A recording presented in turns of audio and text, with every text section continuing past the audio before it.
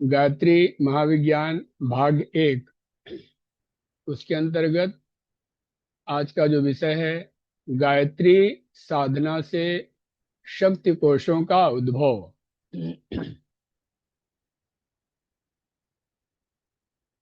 गायत्री साध मतलब हमारे अंदर जो शक्ति कोश हैं उसको गायत्री साधना से हम किस तरह से जगा सकते हैं, उसका यहाँ पर वर्णन है। पिछले पृष्ठों में लिखा जा चुका है कि गायत्री कोई देवी देवता, भूत पलित आदि नहीं, वरन ब्रह्म की स्फुरना से उत्पन्न हुई आद्य शक्ति है, जो संसार के प्रत्येक पदार्थ का मूल कारण है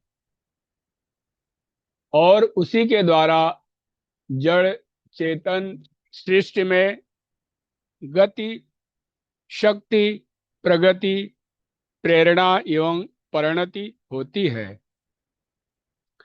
जैसे घर में रखे हुए रेडियो यंत्र का संबंध विश्वव्यापी ईथर तरंगों से स्थापित करके देश विदेशों में होने वाले प्रत्येक ब्रॉडकास्ट को सरलता पूर्वक सुन सकते हैं, उसी प्रकार आत्म शक्ति का विश्वव्यापी गायत्री शक्ति से संबंध स्थापित करके सूक्ष्म प्रकृति की सभी हलचलों को जान सकते हैं और सूक्ष्म शक्ति को इच्छानुसार मोड़ने की कला विदित होने पर सांसारिक, मानसिक और आत्मिक क्षेत्र में प्राप्त हो सकने वाली सभी संपत्तियों को प्राप्त कर सकते हैं।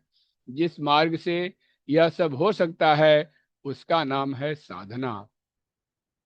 कई व्यक्ति सोचते हैं हमारा उद्देश्य ईश्वर प्राप्ति, आत्मदर्शन और जीवन मुक्ति है। हमें गायत्री के सूक्ष्म प्रकृति के चक्कर में पड़ने से क्या प्रयोजन। हमें तो केवल ईश्वर आराधना करनी चाहिए। सोचने वालों को जानना चाहिए कि ब्रह्म सर्वथा निर्विकार, निर्लेप, निरंजन, निराकार, गुणातीत है। वह न किसी से प्रेम करता है न द्वेष। वह केवल दृष्टा एवं कारण रूप है।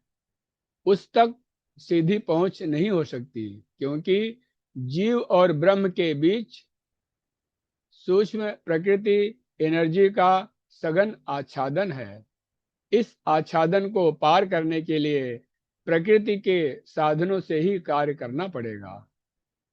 मन, बुद्धि, चित्त, अहंकार, कल्पना, ध्यान, सूक्ष्म शरीर, षटचक्र, इष्ट देव की ध्यान प्रतिमा, भक्ति भावना, उपासना, व्रत अनुष्ठान, साधना, यह सभी तो माया निर्मित ही हैं। इन सबको छोड़कर ब्रह्म प्राप्ति किस प्रकार होनी संभव है। जैसे ऊपर आकाश में पहुंचने के लिए वायुयान की आवश्यकता पड़ती है, वैसे ही ब्रह्म प्राप्ति के लिए भी प्रतिमा मूलक आराधना का आश्रय लेना पड़ता है। गायत्री के आचरण में होकर पार जाने पर ही ब्रह्म का साक्षात्कार होता है। सच तो यह है कि साक्षात्कार का अनुभव गायत्री के गर्भ में ही होता है। इससे ऊपर पहुंचने पर सूक्ष्म इंद्रियां और उनकी अनुभव शक्ति भी लुप्त हो जाती है।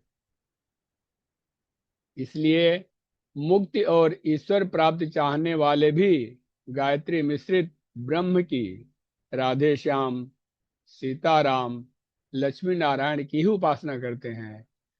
निर्विकार ब्रह्म का सायुज्य तो तभी होगा जब ब्रह्म बहुत से एक होने की इच्छा करेगा और सब आत्माओं को समेटकर अपने में धारण कर लेगा। इससे पूर्व सब आत्माओं का स्वीकार ब्रह्म में ही सामीप्य, सारूप्य, सायुज्य आदि हो सकता है। इस प्रकार गायत्री मिश्रित स्वीकार ब्रह्म ही हमारा उपास्य रह जाता है। उसकी प्राप्ति के साधन जो भी होंगे वे सभी सूक्ष्म प्रकृति गायत्री द्वारा ही होंगे।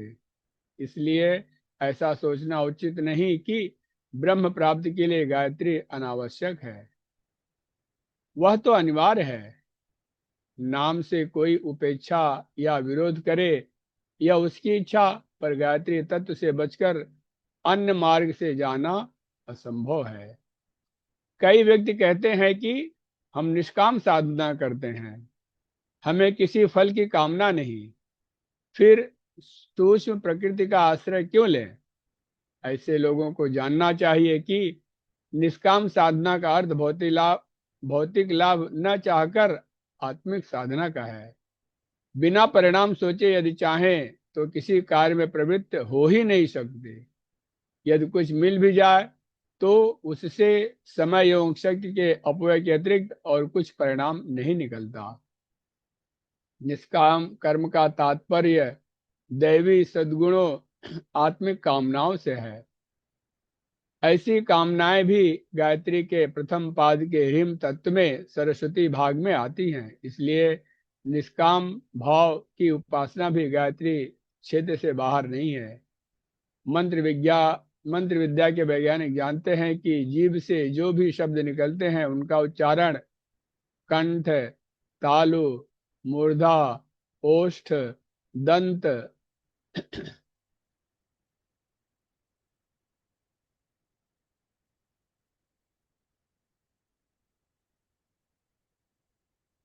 जिह्वा मूल आदि मुख के विभिन्न अंगों द्वारा होता है। इस उच्चारण काल में मुख्य के जिन भागों से ध्वनि निकलती है उन अंगों के नाड़ू तंतु शरीर के विभिन्न भागों तक फैलते हैं। इस फैलाव क्षेत्र में कई ग्रंथियां होती हैं जिन पर उन उच्चारणों का दबाव पड़ता है। जिन लोगों की कुछ सूक्ष्म ग्रंथियां रोगी या नष्ट हो जाती हैं उनके मुख से कुछ खास शब्द अशुद्ध या रुक रुक कर निकलते हैं। इसी को हकलाना या तुतलाना कहते हैं। शरीर में अनेक छोटी बड़ी दृश्य अदृश्य ग्रंथियां होती हैं। योगी लोग जानते हैं कि उन कोशों में कोई विशेष शक्ति भंडार छिपा रहता है। सुषुम्ना से संबंध षटचक्र प्रसिद्ध हैं। ऐसी अगणित ग्रंथियां शरीर में हैं। विविध शब्दों का उच्चारण इन विविध ग्रंथियों पर अपना प्रभाव डालता है और प्रभाव से उन ग्रंथियों का शक्ति भंडार जागृत होता है। मंत्रों का पठन इसी आधार पर हुआ है। गायत्री मंत्र में 24 अक्षर हैं। इनका संबंध शरीर में स्थित ऐसी 25 ग्रंथियों से है जो जागृत होने पर सद्बुद्धि प्रकाशक शक्तियों को सतेज करती है। गायत्री मंत्र के उच्चारण से सूक्ष्म शरीर का सितार 24 स्थानों से झनकार देता है और उससे एक ऐसी स्वर लहरी उत्पन्न होती है जिसका प्रभाव अदृश्य जगत के महत्वपूर्ण तत्वों पर पड़ता है। यह प्रभाव ही गायत्री साधना के फलों का प्रभाव हेतु है। शब्दों का ध्वनि प्रवाह तुच्छ चीज नहीं है।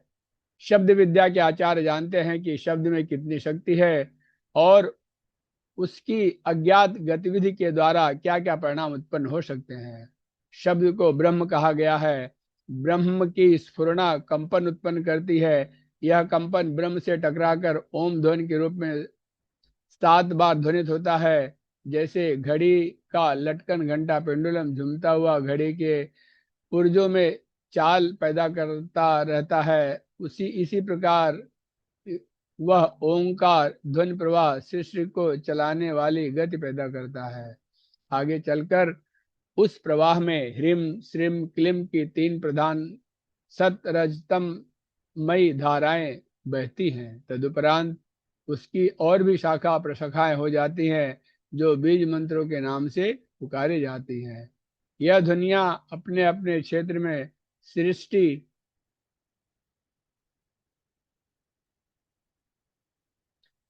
अपने अपने क्षेत्र में सृष्टि कार्यों का संचालन करती हैं। इस प्रकार सृष्टि का संचालन कार्य शब्द तत्व द्वारा होता है। ऐसे तत्व को तुच्छ नहीं कहा जा सकता। गायत्री की शब्दावली ऐसे चुने हुए श्रृंखलाबद्ध शब्दों से बनाई गई है जो क्रम और गुंफन की विशेषता के कारण अपने ढंग का एक अद्भुत ही शक्ति प्रवाह उत्पन्न करती है। दीपक राग गाने से बुझे हुए दीपक जल उठते हैं। मेघ मल्हार गाने से वर्षा होने लगती है। वेणुनाद सुनकर सर्प लहराने लगते हैं। मृग सुधि भूल जाते हैं और गाय अधिक दूध देने लगती हैं। कोमल कोयल की बोली सुनकर काम भाव जागृत हो जाते हैं। सैनिकों के कदम मिलकर चलने की शब्द ध्वनि से लोहे के पुल तक गिर सकते हैं। इसलिए पुलों को पार करते समय सेना को कदम न मिलाकर चलने की हिदायत कर दी जाती है। अमेरिका के डॉक्टर हचिंसन ने विश्व संगीत ध्वनियों से अनेक असाध और कष्टसाध रोगियों को अच्छा करने में सफलता और ख्याति प्राप्त की है।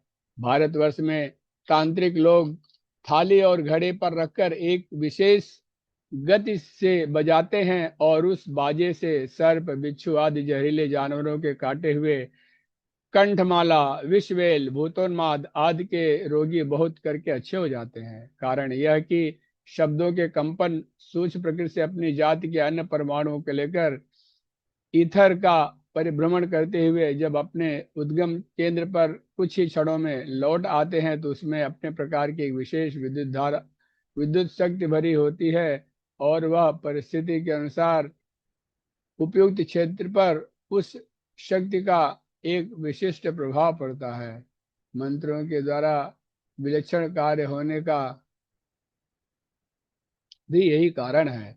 गायत्री मंत्र द्वारा भी इसी प्रकार शक्ति का आविर्भाव होता है। मंत्रोच्चारण में मुख के जो जो अंश क्रियाशील होते हैं उन भागों में नाड़ी तंतु कुछ विशेष ग्रंथियों को गुदगुदाते हैं। उनमें स्फुरण तत्व फैलता है और अपनी कुछ क्षणों में होने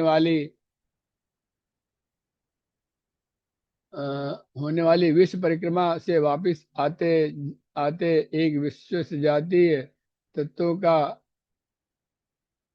की सेना वापस ले आता है और जो अभीष्ट उद्देश्य की पूर्ति में बड़ी सहायक होती है। शब्द संगीत में के शक्तिमान कंपनों का पंच भौतिक प्रवाह और आत्मशक्ति का सूर्य प्रभाव आत्मशक्ति की सूक्ष्म प्रकृति की भावना साधना आराधना के आधार पर उत्पन्न किया जा सकता है। उत्पन्न किया गया संबंध या दोनों कारण गायत्री शक्ति को ऐसा बलवान बनाते हैं जो साधकों के लिए देसी वरदान सिद्ध होता है।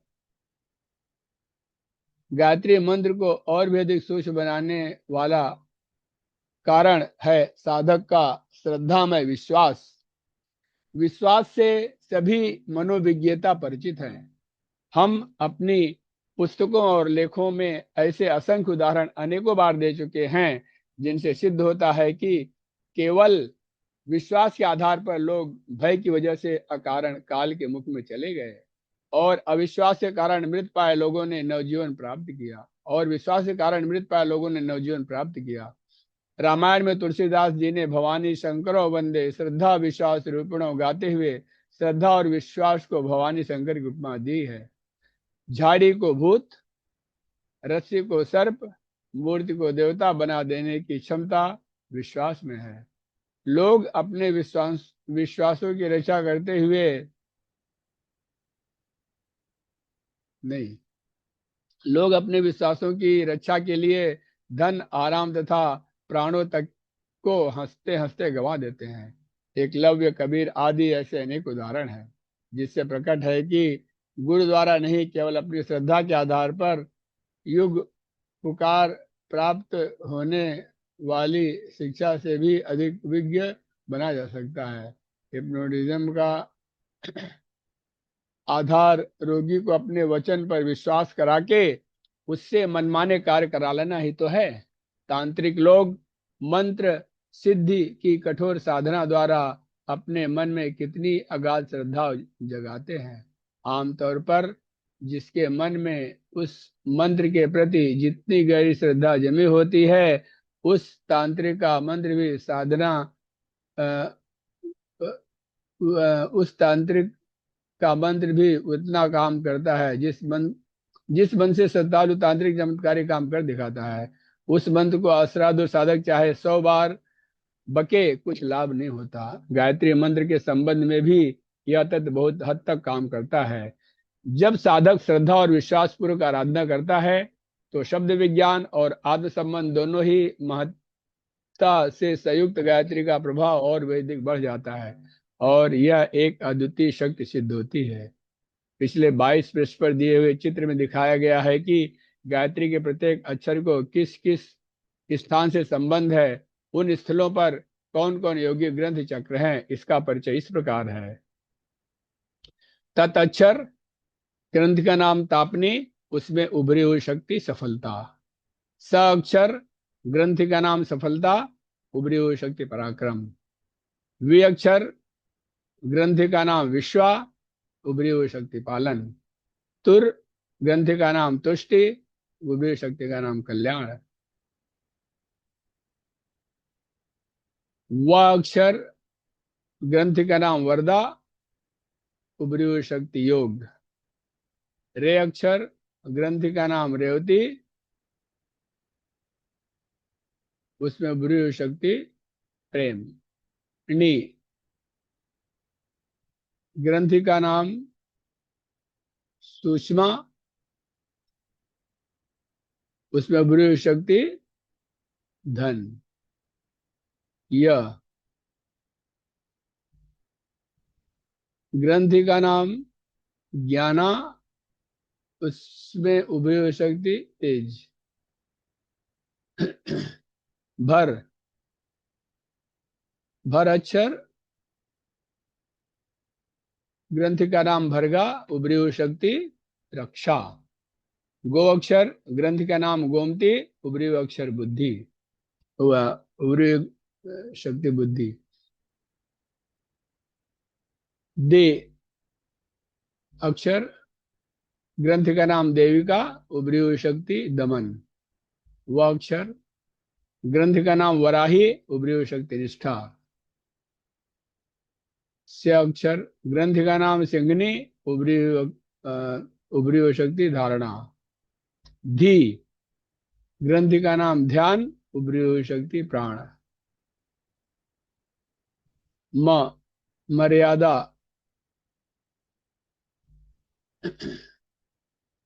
अक्षर म ग्रंथ का नाम मर्यादा, उभरी हुई शक्ति संयम। ही अक्षर ग्रंथ का नाम स्फुटा, उभरी हुई शक्ति तप। धी अक्षर ग्रंथ का नाम मेधा, उभरी हुई शक्ति दूरदर्शिता। यो धियो का यो अक्षर ग्रंथ का नाम योग माया, उभरी हुई शक्ति जागृति। योनह वाला यो ग्रंथ का नाम योगिनी, उभरी हुई शक्ति का नाम उत्पादन। नह ग्रंथ का नाम धारिणी, उभरी हुई शक्ति सरलता। प्र ग्रंथ का नाम प्रभत्व, उभरी हुई शक्ति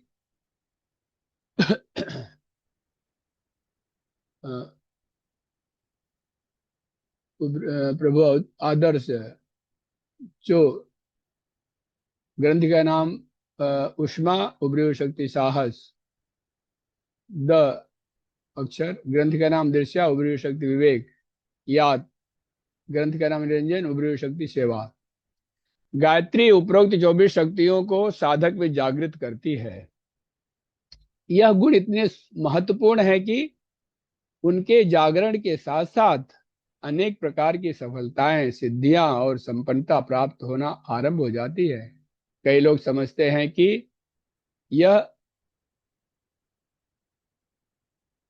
लाभ अनायास कोई देव देवता दे रहा है। कारण यह है कि अपने अंदर हो रहे सूक्ष्म तत्वों की प्रगति और परिणति को देख और समझ नहीं पाते। यदि वे समझ पावे कि उनकी साधना से क्या क्या सूक्ष्म प्रक्रियाएं हो रही हैं, तो यह समझने में देर न लगेगी कि यह सब कुछ कहीं से अनायास दान नहीं मिल रहा है, वरन आत्मविद्या की सुव्यवस्थित वैज्ञानिक प्रक्रिया का ही यह परिणाम है। गायत्री साधना कोई अंधविश्वास नहीं, एक ठोस वैज्ञानिक कृत्य है और इसके द्वारा लाभ भी सुनिश्चित ही होते हैं। आज का स्वाध्याय यहाँ पूरा करते हैं। अगला जो है विषय गायत्री ही कामधेनु है। इसका स्वाध्याय हम लोग कल करेंगे।